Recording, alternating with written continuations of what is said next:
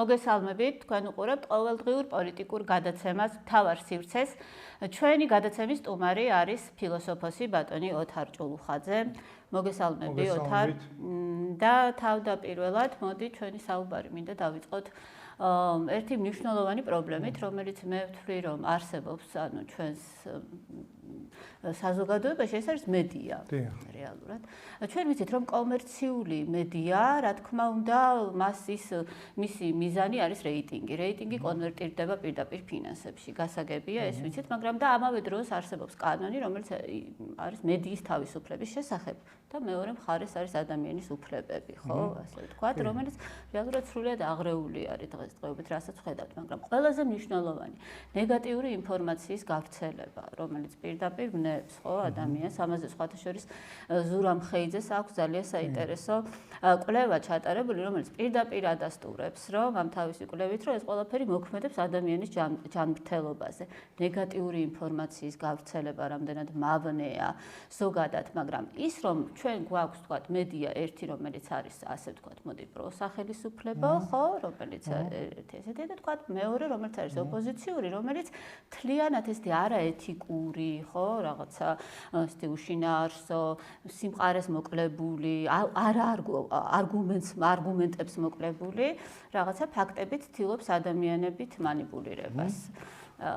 ინტერესი რა თქმა უნდა არის როგორც წესი პოლიტიკური, მაგრამ მე მაინტერესებს თქვენი მოსაზრება როგორც ფილოსოფოსის, ასე ვთქვათ, და როგორც ვინმე აკვირდებით ამ პროცესს, ვიცი რაც ხდება ზოგადად, როგორ უყურებთ?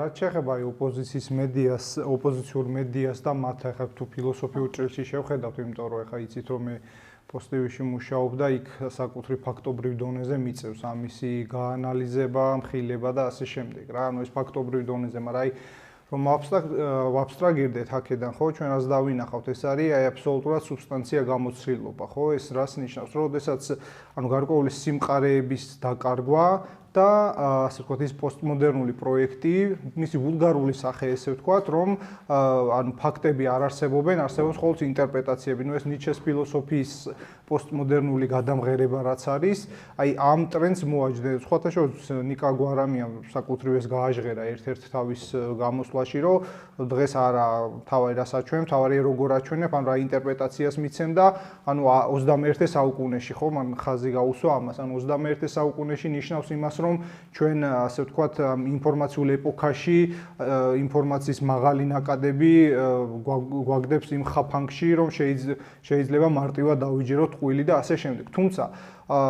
თუმცა სასიკეთო ის არის, რომ აი ამისი ბალანსი გაჩნდა ყოველ შემთხვევაში ჩვენ ქვეყანაში და სხვაგანაც, რომელიც აი ამ fake news-ებს ამხელს და საკუთრივ fake news-ები ხო საბოლოო ჯამში არის, ანუ ეს ყველა ასეთი ფართომასშტაბიანი ტყუილი რას ემსახურება, ხო, რომ ადამიანის ემსახურება რაღაც ჯგუფების ინტერესებს და ეს ჯგუფების ინტერესი საბოლოო ჯამში არის იერარქიული ნიშნავს, რომ ანუ ვიღაცა მოვიდეს და შენ ასე ვთქვათ ამ გამუდმებული პროპაგანდის შედეგად აღმოჩნდა იერარქიულად დაბალ საფეხურზე, ხო? ანუ რეალურად ეს არაფერი ახალი არ ხდება, დემოკრატია, რომელიც არის მმართველობის ფორმა, საჭიროებს აი შინაარსებით შევსებას და ეს შინაარსი თუ არ იქნება ღირებულებებზე, სახელმწიფოებრივი და ღირებულებით სიმყარეებზე აპელირება, მივიღებთ იმ დემაგოგიურ პალიტრას, რასაც ჩვენ ვიღებთ, ხო? ქართული სახელმწიფო დგავს ჩემი აზრით საჭირო ნაბიჯებს, შეიძლება არ არის საკმარისად გაბედული და ასე შემდეგ, თუმცა მთელ რიგ შემთხვევებში იწყებს აი სახელმწიფოებრიობის აუცილებელი ნიშნების ჩვენებას, ეს მხოლოდ მისასალმებელია და ეს დღევანდელი ოპოზიციური მედია ცდილობს აი ამ საფუძვლების, ასე ვთქვათ, გამოცვლას. აი ხშირად ამბობენ ხოლმე, როდესაც აი ადრეულ დისკუსიებში ვიყავი ხოლმე აი სააკაშვილსა და ნეოლიბერალიზმის აი ორ კატეგორიაშიც მინდა რომ ვთქვა. ანუ ისინი აი ამბობენ, რომ აი ნეოლიბერალიზმი ხო ეს ბენდუქიძის პროექტი და ასე შემდეგ. წესით ხო გულისხმობს ერთგვარად ნაკლებ სახელმწიფოს და ასე შემდეგ და ანუ რანაირი ნეოლიბერალიზმი იყო, მიშა როგორ იყო ნაკლები სახელმწიფო ხო ამ ტერორის და ასე შემდეგ, მაგრამ საქმე იმაშია, რომ სახელმწიფოს ანუ ეს ნეოლიბერალური სახელმწიფო გულისხმობს სახელმწიფოს სიკეთეებზე წვდომის შეზღუდვას ფართო მასებისთვის და გარკვეული პრივილეგიური ელიტების ჩამოყალიბებას. ხო, ანუ თითქოს ხო ვითომ ერთი შეხედვით თითქოს ურთიერთგამომრიცხავია, რომ აი ნეოლიბერალიზმი და თქვა სააკაშვილის მმართველობა როგორ შეიძლება თანხვედრი ყოფილიყო, მაგრამ სწორედ ამ ნეოლიბერალურ ამ ეკონომიკურ გარკვეულ ასე ვთქვათ დოქტრინებს და ამ ლოგიკებს სჭირდებათ ესეთი ავტორიტარი, რომელიც ვთქვათ მოსახლეობაში ამ უხეშ ძალას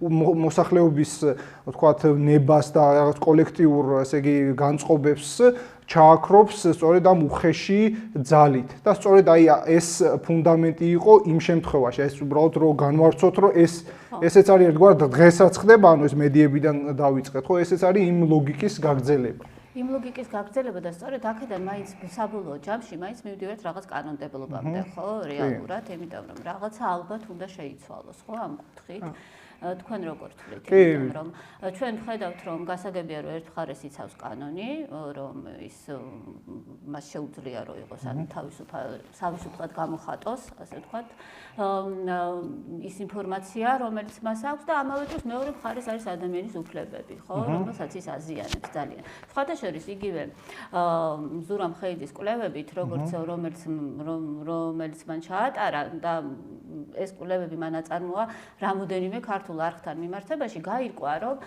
დაახლოებით 3%-მდე თბილისის მასშტაბით დაეცა რაოდენობა ადამიანების ვინც უყურებენ ტელევიზორს საერთოდ ანუ ადამიანებმა დაიწყეს დისტანცირება კი და ეს არის ბუნებრივი რეაქცია იმიტომ რომ ზურამ ხეიძის კვლევებში რაც იყო ნიშანდობლივი არის ის რომ ანუ საერთოდ შეიძლება ხა რაღაცა ფაქტი თუ მოხდა მაგალითად რომ პირობითად რა ვიცი რომელიმე ცენტრალურ უბანში თქვა ჯვარი გწერია ყველას ხო თქვა 20 სართულიანი შენობა ჩამოიგარნო ეხა იმას აჩვენებ მაგრამ როდესაც აი შენი ნიუსი არის ასე თქვა გამოცხადებული სიკვდილის ქრონიკა და აი ყველა ცალკეული დანაშაული რაც ხდება და რაც ყველგან ხდება ანუ საქართველოში ანუ კრიმინალები და გამაუპატიურებლები და მოძალადეები ხო მარტო საქართველოში არ არსებობენ არსებობენ ყველგან ხო ეს სამწუხარო ადამიანური რეალობაა და როდესაც ჩვენ ყოველდღე ამას აჩვენებთ ანუ ეს ანუ ადამიანს ასე ვთქვათ აქცევ იმ რაღაც მანკიერ ველში რომ აი თქვა რომ არაფრის იმედი არ აგვაქვს არაფერი არ არსებობს და აი ზურამ ხეიძის კვლევაში ეს იყო რომ ანუ რამდენიმე პლასტს ადებ ხო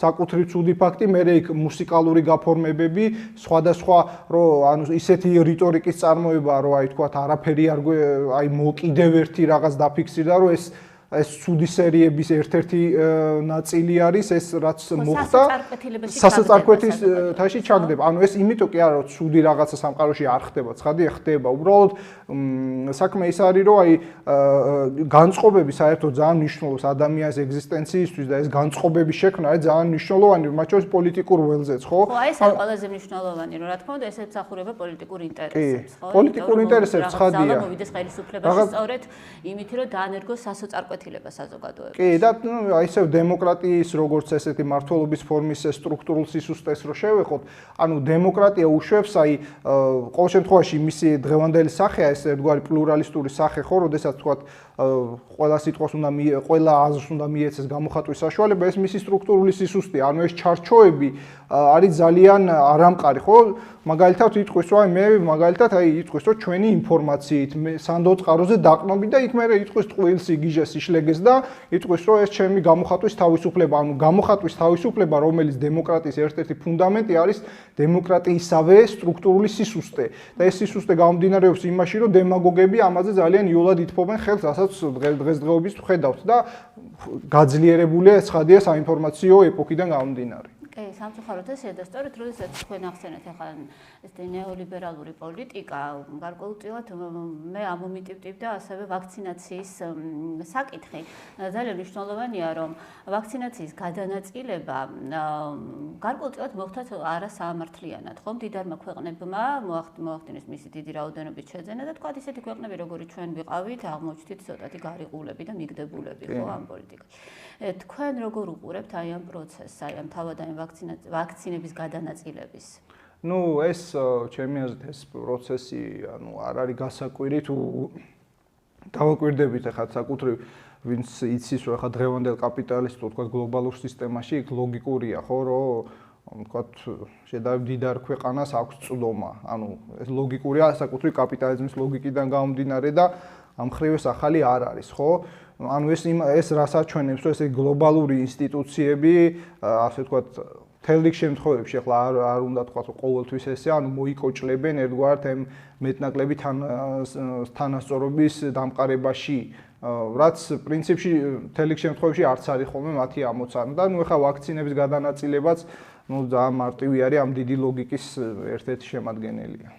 ხო, გასაგებია და მოდი დავიწყოთ საუბარი ნამახვახესთან დაკავშირებულ, ასე ვთქვათ, აქციები, რომელიც მოაწყო იქ რიონის ხეობის მოსახლეობამ და ეს აქციები მიმდინარეობს რეალურად, ხო, ეს ადამიანები ისევ აპროტესტებენ. ძალიან ბევრი შეკითხვები გაჩნდა მათ შორის ხელშეკრულებასთან დაკავშირებით. მე მაინტერესებს თქვენი შეფასება აი ამ პროცესების, რომელიც იქ ხდება. ნუ რამდენიმე ორ ნაწილად პრინციპში შეიძლება გავყოთ საკუთრივ აქცია და საკუთრივ ან პროექტის მიზნობრიობა რამდენი არის, ხო? ანუ ჩემ პირად პოზიციას ვამბობ ცხადია ახლა, ანუ საკუთრივ ის ფაქტი, რომ ანუ მოსახლეობაში ახდენს თვითორგანიზებას, მე ეს Facebook-ზეც დავწერე ჩემს პოსტში, რომ საკუთრივ თვითორგანიზება არის ძალიან კარგი, რომ ეს ხდება, თქვათ, აი ბუნებრივი, თქვათ, ანუ მოსახლეობის ან დემოსის, ასე ვთქვათ, ინტერესები რაღაც თვითორგანიზებას გამოხატავს და ეს არის ძალიან კარგი.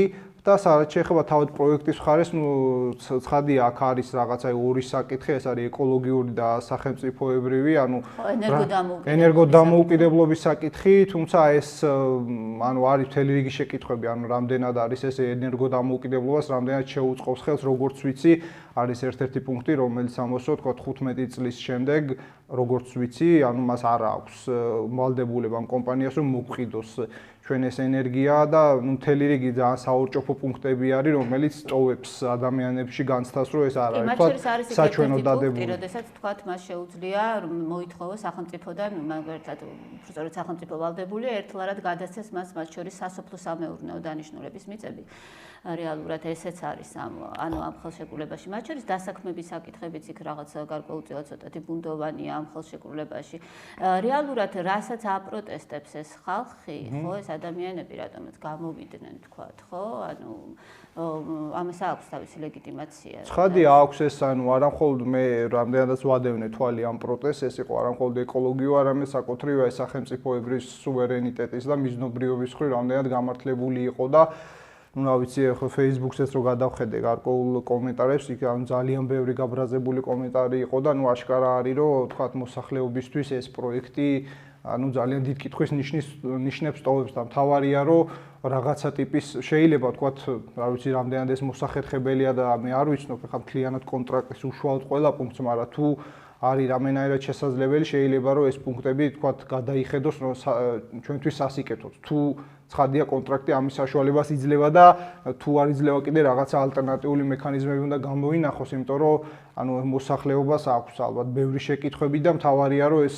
დიალოგის რეჟიმში გადავიდეს და რაღაცნაირად მივიდეს ანუ მოსახლეობა და მთავრობა იმ დასკვნამდე ღირს თუ არა ამ ჰესის აშენება, რატომ ღირს, ამ პირობებით ღირს თუ არა და ასე შემდეგ და ასე შემდეგ. ხო, ძალიან მნიშვნელოვანი არის, რომ ისე თუ თქვათ ქვეყანაში, სადაც არის ეკონომიკური პრობლემები, ხო, როცა ჩემოდის ინვესტორი, თქვათ, ადამიანები, რომლებისთვისაც ასე თქვათ, ეკონომიკური პრობლემა დგას პირველ რიგში, ხო, ისინი რა თქმა უნდა გარკვეულწილად ძალიან მარტივად თანხმდებიან, ხო, რაღაც პირობებს, მაგრამ აი ამ შემთხვევაში მე ფაქტურად თითქმის ყველა სტუმარს უსვამ ამ შეკითხვას და მაინტერესებს თქვენი აზრიც, რომ როგორ ფიქრობთ, ის რომ ამ ადამიანებისთვის თქვა, თუნდაც ის რომ შესაძლებელია იქ ისინი დასაქმდნენ, ხო, და ასე შემდეგ, მაგრამ ეს დგას მეორე ადგილას და ისინი პირველობას აყენებენ საკუთარი ხეობის, ეკოლოგიას, ქვეყნის ინტერესებს, სახელმწიფოებრივ აზროვნებას, ხო?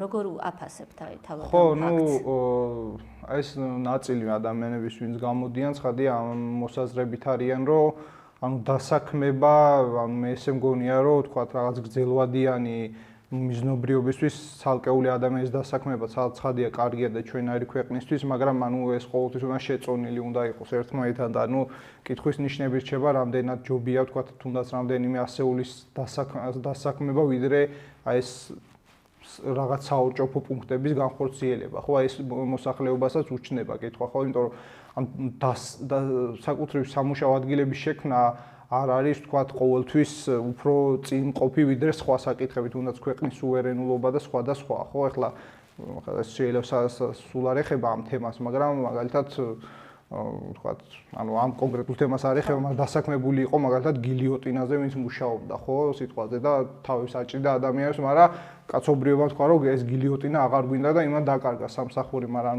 ანუ დასაქმება არ იყო ამ შემთხვევაში პრიორიტეტული. ნუ ცხადია ეს სხვა ლოგიკა კიდევ ერთხელ ვუსვა ხას, მაგრამ მე ამ შემთხვევაში იმას ვამბობ, რომ მე ესე ვხედავ, რომ რა ვიცი, ეს პუნქტები რაც გამოვიდა და გასაჯაროვდა მეპარება რამდენად უფრო არის ეს ნაკლებ წონადი ვიდრე ეს ასე ვთქვათ რამდენიმე ასეულის დასაქმება რა. ხო, ადამიანებს აქვთ შეკითხვები და უნდათ ამ შეკითხვებზე პასუხები, ხომ? რასაც ვხედავთ.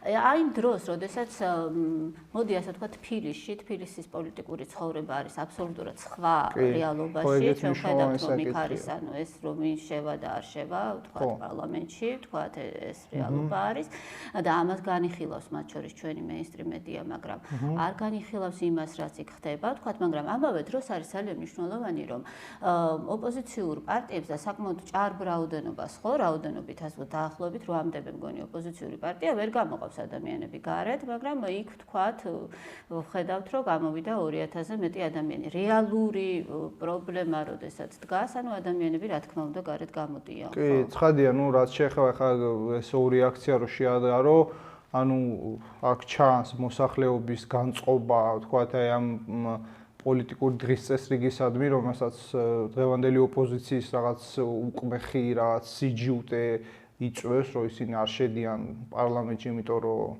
გონიათ რომ მოიგეს და ამ დროს ყველა დედამიწის ზურგზე ვისაც საღი აზრი აქვს და ვისაც თვლა შეუულია ეუნება რომ არ მოგიგიათ და ნუ აფერხებთ პროცესს და ნუ ეს ხადია ხა მოსახლეო ადამიანი რომელიც უყურებს ამ 5 თვე ამ დისკურსს რომ აი შევალ თუ არ შევა ხადია იმისთვის ეს გაუცხოებას იწვევს და ხვდება რომ რაღაც დღის წესრიგის ასე ვთქვათ დღის წესრიგის შექმნაში მანაც უნდა შეიტანოს როლი და ეს არის დიალექტიკური პროცესი და ადამიანებმა უნდა მიხვდნენ ასე ვთქვათ რომ დღის წესრიგის შექმნაც არის მნიშვნელოვანი და ჩემი აზრით ამას რაღაც ეს ორგანული, რაღაც კოლექტიური სული ამ ადამიანებს კარნახობს, სწორედ იმ ადამიანებს, რომლებიც იდგენ თუნდაც ამ ნამახვანი ხესის გასაპროტესტებლად, რაც მათ მიაჩნიათ, რომ არის გარკვეული კითხვის ნიშნის მატარებელი. ხო, გასაგებია და ვინაიდან ჩვენ შევეხეთ აი პოლიტიკურ პროცესს, ძალიან მნიშვნელოვანი არის, რომ რეალურად გვაქვს ესეთი სურათი, ხო, რომ პოსტფაქტუმ არსებობს ერთი ოპოზიცია, ხო, რეალურად, ანუ ესეთი რადიკალური, რომლის რეჟისორიც არის ნაცმოძრაობა, ასე ვთქვათ. და თითქოს სხვა ოპოზიციური ახალი ძალისთვის, ასე ვთქვათ, იქ ადგილი არ არის, იმიტომ რომ ჩვენ ნახეთ, რომ ეს ახალი ძალა მან მარტივად შეისრულა. კი. ნუ იცი საქმე იმაში. ხო, როგორ თვლით, ასე უნდა გაგრძელდეს, ანუ ეს რეალობა მისაღებია. ეს რეალობა ცხადია არა მისაღები, მაგრამ საკუთრივ შესრულთვის ეს ფაქტი არის ძალიან მარტივად ახსნადი. რომ საკუთრივ ამ პარტიებს, რომლებსაც ვთქვათ, პრეტენზია ჰქონდა ძალიან მაღალი და ძალიან ასე ვთქვათ, არაპროპორციული საკუთარი ძალებთან შესაბამისობაში, იგივე ლელოს, იგივე თუნდაც პატრიოტთა ალიანსს და სხვებს, ხო, თუნდაც სტრატეგია აღმაშენებელს უბრალოდ ასე ვთქვათ, პატრიოტთა ალიანსზე შედარებით ნაკლებად ითქმის ეს, მაგრამ აი ამ დანარჩენებს, ხო, ისინი არ შეუსრუტია ცხადია ეს ისინი გაემიჯნენ მიშას და ეს ცხადია მათი პლუსი არის. მე ვამბობ უფრო აი ლელოზე, ვთქვათ, გირჩზე და ეს სტრატეგია აღმაშენებელზე, ხო? ანუ საკუთრივ ის ფაქტი, რომ ისინი მაინც არა აქვთ ეს სახალხო საფუძველი ისეთი მყარი და ისეთი ფართო, ხო, ესეც იწვევს იმას, რომ ისინი იოლად ექცევიან სააკაშვილის ორბიტაზე. და რატომ? რა არის ამის? ანუ ეს არის, მე ვიტყოდი, რომ შეიძლება ხა არის ბევრი საუბარი ხა კომპრომატების ბრალია და ასე შემდეგ, რომელიც მიშას აქვს გადანახული თითოეულზე, შეიძლება არც უმაგისობა იყოს, მაგრამ მე მაინც ვფიქრობ, რომ ეს პოლიტიკური კლასის და არარსებობა არის აი ამ პატარა პარტიების მხრიდან. ვიღაცები და მედეგობის არარსებობა, რომ აი ვერ უძლებენ ამ ზეწოლას და ანუ შიში ბულინგზეც თუ გახსოვთ. ხო, ზუსტად აი ამ შიში, ამ დამუნათებისა, რომელიც აი ნიაღვარი მოდის მართლა ამ ოპოზიციური არხებიდან, რომ აი მოღალატე და რაღაცა, ну, კარგი იყო რომ მაგალითად ელისაშვილი და იოსელიანი შევიდნენ პარლამენტში. ხო, გაუძლეს, იმიტომ რომ აი სწორედ ამას ვამბობდი ხა. ხათაშორის ამბობს, რომ მას ანუ სწორედ აი რაღაცა გარკვეულწილად ამისი ის ანუ ელისაშვილის თემა რატომაც მე ესე ვხედავ, იმის მიუხედავად რომ ცოტა ბევრისთვის გაურკვეველ განცხადებებს აკეთებდა, რატომაც ის შევიდა პარლამენტში, მაინც მე ხა შეიძლება არ ვარ ელისაშვილის ყველაზე კარგი ადვოკატად ვერ გამოვდგები ცხადია, მაგრამ რატომაც ის შევიდა პარლამენტში, ანუ იმ ასე ვთქვათ რაღაც ბიძგი იყო, მაინც ეს ხალხოსნური მომენტი, იმიტომ რომ ის რომ მიხვდა რა, აი ვისთანაც ერთად იჯდა ხო, ვთქვათ იქ ბოკერიასთან, რომელიც აბსოლუტურად სხვა ანთროპოტიპია და სხვა ასე ვთქვათ პოლიტიკური დღის წესრიგის გამტარებელია ვიდრე ელისაშვილი, ხო? ანუ რო ჩავარდა ამ სასტავში ესე ჯარგონზე რო ვთქვათ, ანუ ამან ხო, ანუ არა მხოლოდ საკუთარ მომავალზე შეიძლება ეგ ერთიც ცხადია პოლიტიკური პრაგმატიზმი არის, მაგრამ აი მე ვფიქრობ, რომ აი ეს ხალხოსნური мотиваცია მასში იყო ერთ-ერთი გამომწვევი, რატომაც შევიდა პარლამენტში და რაც შეეხება გირჩს, ну, აშკარა არის, რომ იმ დანარჩენ, ანუ ჯაფარიძის გარდა დანარჩენებს უნდა შესვლა, უბრალოდ ცოტა ეს არის, რა ქვია, მე ერთ-ერთ ბლოგში ვთქვი, რომ ანუ ცოტა პოლიტიკური გულუბრყვილობაა, რასაც ისინი ამბობენ, რომ აი ვთქვათ, ჩვენ ვადამდელი არ გვინდა, მაგრამ ბარემ შექმნილია ახლა ესეთი სიტუაცია და პარლამენტში იმიტომ არ შევდივართ, რომ ჩვენ გამოვტყუოთ ოცნებას ნულოვანი ბარიერი. ანუ ეს გამოდის, რომ მაინც საბოლოო მთლიან სურათში მაინც ნაციონალების თამაში გამოდის, იმიტომ რომ ანუ თუ არჩევნები არ გაყალბებულა, აპრიორი უნდა შეხვიდე და მე იქ დაეჩალიჩო, ასე ვთქვათ, შენს 0%-იან ბარიერს, ხო და ეხლა შენ,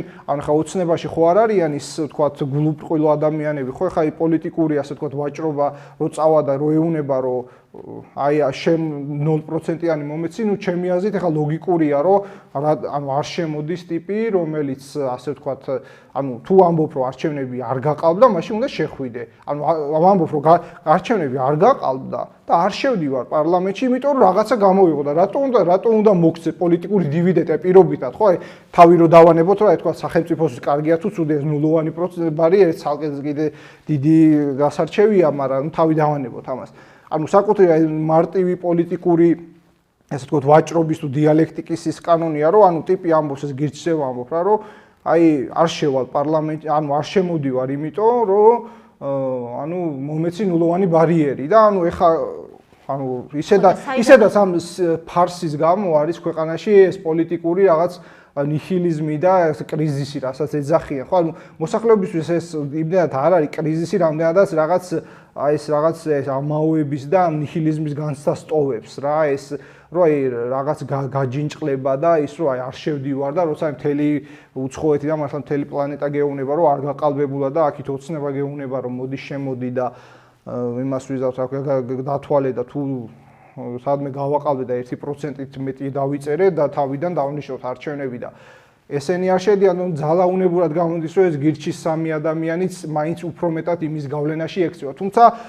თუმცა მათი მხრიდან ასევე არ ვარ მე ასევე მე არ ვარ გირჩის ყველაზე კარგი ადვოკატი და ვერც ვიქნები, მაგრამ მაინც მათი მხრიდან ეს უფრო საღი აზროვნების მარცვლები შეიმჩნევა, ვიდრე თუნდაც შალვა ნათელაშვილისგან, ვინც დღეს თქვა, რომ ჩვენ ამ პროცესს ვემიჯნებით, რადგან მოლაპარაკებების თემა დაიძრა და რაღაცა წვება, ასე ვთქვათ, ეს მოლაპარაკების ნამცხვარი, შალვამ თქვა, რომ აი არა, იმიტომ რომ ის ხადია მიშას გავლენის ქვეშ არის და დისტანცირდება ამისგან. მათ შორის გირჩმა თქვა, ვახტანგ მეგრელიშვილმა, რომ ოპოზიციის თამაში ეს არის რუსული თამაში, რომელიც მათთვის უთქვამს სხვა შორის შეხვედრაზე სწორედ აი ფასილიტატორებთან გაჟღერდა. კი, ზუსტად, რუსული თამაში ხა იმაზე შეიძლება უშუალოდ რუსეთის ზარზე არ იყვნენ, მაგრამ საკუთრივ ხა არეულობა, რომ რუსეთის სისხლძეც ასხავს წყალს, გასაგებია და ამაში შეაქვთ განზრახ თუ განუზრახველად წვლილი ამ დებოშიორ პოლიტიკოსებს.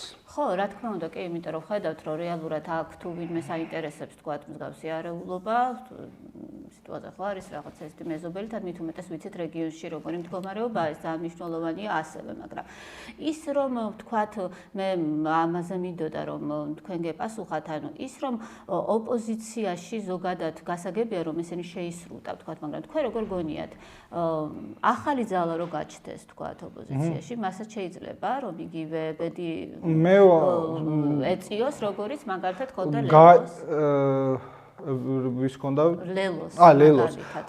მას სწორედ აი როგორც თქვი, ანუ ესე იგი აი შესრუტვის ამბავი დამოკიდებულია იმ აქტორებზე, ვინც მოვლენ, ვთქვათ, აი ვინც იქნება რაღაც პოტენციურად სხვა ოპოზიციური პარტია, ხო? ახლა ლელოს და აი ვთქვათ, ხო ანუ ლელო დიდად არ სარგებლობს ფართო მასებში პოპულარობით და გასაგებია რატომაც, ანუ გააჩნია პარტიას რა საფუძვლებზე იდგება, რამდენად იქნება სოციალური ანუ სახეები ვინ იქნება, ეს სახეები რამდენად გასვლილები იქნებიან წარსულ პოლიტიკაში, რამდენად მომავლის გეგმა იქნება, რამდენად ის შეიძლება იყოს დღევანდელი ხელისუფლების ალტერნატივა, ან ოპოზიციის ალტერნატივა, ანუ ეს ძალიან დიდი, ასე ვთქვათ, კომბინაცია არის, რომელიც განსაზღვრავს და ცხადია პიროვნული მედეგობა და მდგრადობა, რამდენად ახლა მიშას ოპოზიციის ანუ მედიის ნიაღვარს, ანუ უხეშად ვთქვათ, ფეხებზე დაიკიდებენ თუ არა, თუ დაიკიდებენ, ცხადია, იოლად ასე ვთქვათ, დისტანცირდებიან და არაფერი ისეთი არ არის. ხო, ახლა მე უბრალოდ მიკვირს ამ ადამიანებს, რომლებიც აი ესე ძალიან მიშას გავლენის ქვეშ ექცევიან, ხო? ნუ ახლა გასაგებია რაღაც, იმიტომ რომ ისინი მაინც ერთი ასე ვთქვათ, რაღაც ერთი სისტემის ნაწილი იყვნენ, დღეს კი არიან დაყოფილები, მაგრამ აი როცა კრიტიკული მომენტი დგება, ეს მათი ეს ძველი ერთობა თავს იჩენს ხოლმე და მაინც თითქოს ერთგუნდად გვევლინებიან. კი, ნამდვილად ასეა და მე მაინტერესებს ვინაიდან ჩვენი დრო იწურება, მინდა რომ ბოლოს შეკითხვა დაგისვათ, როგორ თვლით, როგორ განვითარდება მოვლენები? რეალურად გვაქვს ესეთი შედეგი, ხო? აი ჩვენს პოლიტიკურ სივრცეში, რომ უკვე მათ შორის ეუთოოდირის დასკვნაც, ხო, ძალიან მნიშვნელოვანი. ვნახეთ რა განცხადება გააკეთა ღარიბაშვილმა, რომ არ იქნება ადამდელი არჩევნები და რომ პოლიტპატიმრები ყავს და რომ საერთოდ ვინმეს განთავისუფლებას განიხილავს სასამართლო და რომ ამ საკითხში რა თქმა უნდა პოლიტიკოსები ვერ ჩაერევია, რაც ასევე ძალიან მნიშვნელოვანია. ამავე დროს იყო ერთი ძალიან მნიშვნელოვანი რამ, რომ როდესაც ელისაშვილი შევიდა პარლამენტში, რეალურად ძალიან მალევე მან მოახერხა იქ რაღაც შეთანხმების მნიშვნელოვანი შეთანხმება იყო, ხო? ამასაც ხედავს. ეს პასუხი გირს, რაც მე თქვი, რომ იმას შეუძლია. ხედავს, ხო, ოპოზიცია, რომელიც არის ქუჩაში, ხო, რეალურად, რომ ის რაც თქვათ, არის მისი პოლიტიკური ინტერესი, ხო, იმისთვის მას შეუძლია იბრძოლოს სწორედ პარლამენტში და არა ქუჩიდან. ხო, ნუ საქმე მე ალბათ ოპოზიციის ნაწილს ეხება, იმიტომ რომ საკუთრივ ხა ნაციონალური მოძრაობა ანუ არ არის მოწოდებული საპარლამენტო მუშაობისთვის, ანუ მათი modus vivendi, ანუ არსებობის საზრისი და მოძრავებელი არის, რომ ანუ აჯანჯყარონ, არხიონ, ასე ვთქვათ, ეს პოლიტიკური სისტემა. ანუ მაქსიმალურად, რომ აი რაღაცა ოცნებას ფეხი დაუწეს. ეს არის მათი მოქმედების მარტივი დესტრუქციული ალგორითმი, ის რომ იქ რაღაც შევიდენ და კანონ პროექტები წერონ, ნულოვანი ბარიერი კაია ქვეყნისთვის, თუ 1%-იანი კარგია, თუ 7%-იანი, თუ 500%-იანი, ეს ანუ მაგათ არ აინტერესებს, როგორც მათი ქმედებები აჩვენებს, ხო და ვიღაცებს ხადია უნდა შესვლა, მაგრამ აი ეს ასე ვთქვათ, აი დისტანცირების მომენტი არის, ხო? ხა არა აქვს ამათ პოლიტიკური კლასი მაღალი, რომ შეძლონ ესე თუნდაც მიშასგან დისტანცირება, ხო და მე ის მიკვირს, რომ საერთოდ ახლა საერთოდ პოლიტიკური პარტია, როცა ან ხო არ გადიხარო ოპოზიციაში იყო, ხო? თეორიაში გინდა რომ მოხვიდენ ხელისუფლებაში, მაგრამ საერთოდ არ უნდა იყრიდე კენჭ და აი ვფიქრობ ხოლმე, რომ აი მიშასნაირი, ასე ვთქვათ, ყოვლად მარგინალიზებული საზოგადოების მიერ ადამიანის გავლენის ქვეშ რო ექცევი და იმას ვერ ეხსნები. ანუ შენ რო სახელმწიფო სათავეში მოხვიდე და ამ გეოპოლიტიკურ გიგანტებთან მოგიწიოს ლავირება, შენ როგორ უნდა განდომე ქვეყანა? აი ეს წმინდა ამომრჩევლის ეს ემოციურ დონედან რო თქვა, ხო? ანუ როგორ უნდა მე ნაცებზე არ ვამბობ, ხო, ეს ნახეთ 2008-ში და მანამდე რაღაც უაზრო რიტორიკები. ანუ როგორ უნდა განდო ქვეყანა, როცა შენ მაგალითად მიშას ნარატივს, რომ აი ოპოზიციაში თუ იმ პარლამენტში თუ შეხვალ დაგაბულინგებ, ამას ვერ უძლებ, ანუ შენ რას იზავ გეოპოლიტიკურ დიდ მოთამაშეებთან, ხო? ანუ რას იზავ და რეალურად იქნები იმისი სერვილური მთავრობა, არაფერი არ იქნება, ხო? ანუ წმინდა ამორჩეველი ამ ასე ვთქვათ, ამ მეებს ყველაფერს ხედავ, შეიძლება ვთქვათ, ესე დისკურსულად არ გაშლის, მაგრამ ეს ინტუიციის და საერთოდ ეს დისკურსულობა ხო ინტუიცია არის ის მარცვალი, რასაც მე ჩვენ ამ საუბრებში, პოლიტიკურ ანალიზში თუ ფილოსოფიურ ჭრეტაში მე განვარცოთ. ხო და ეს მოსახლეობა მიბმულია ამ რაღაც საერთო სულთან და ამ ასე ვთქვათ, ამ პოლიტიკურ დღის წესრიგს და ამ რაღაც პერსპექტივებს ჩემი აზრით ხვდება და შესაბამის რეაქციებს აძლევს, თუნდაც როგორც თქვენ ახსენეთ, რომ აი არ გადის მაგალითად ამ 50 პარტიის აქციაზე გადის მარტო რაღაც პირობითად 1000 კაცი, მაგრამ ნამახვანზე გადის 20000 კაცი, ხო თუ რა ძალიან ბევრი ყოველ შემთხვევაში იმასთან შედარებით, იმიტომ რომ ხვდება, ანუ იკითხულობთ, ან მოსახლეობა გაზრდილია პოლიტიკურ ელიტასთან შედარებით მეტად. აი ეს არის ჩვენი პრობლემა. ეს ფაქტი არის ნამდვილად, რომ მოსახლეობა უფრო გაიზარდა ვიდრე პოლიტიკური კლასი, იმიტომ რომ პოლიტიკური განსაკუთრებით რადიკალური ოპოზიცია ძალიან ცდილობს იმ მეთოდებით იმუშაოს, რა მეთოდებით მას ჰქონდა მაგალითად 2003 წელს, ხო? ეს ძალიან სამწუხაროა, ანუ ამისი აღქმა ძალიან მარტივია, ხო? იმისი რომ არ არის უბრალოდ 2003 წელი და მათაც არ აქვს ის ბიოგრაფია, როგორიც ჰქონდათ 2003 წელს. ხო, ეს ძალიან მნიშვნელოვანია. ძალიან დიდი მადლობა თქვენ მოწვევისთვის. დღეს ჩვენი გადაცემის სტუმარი, მე კი გემშვიდობებით, კარგად ბრძანდებოდეთ, დიდი მადლობა რომ გვიყურებთ.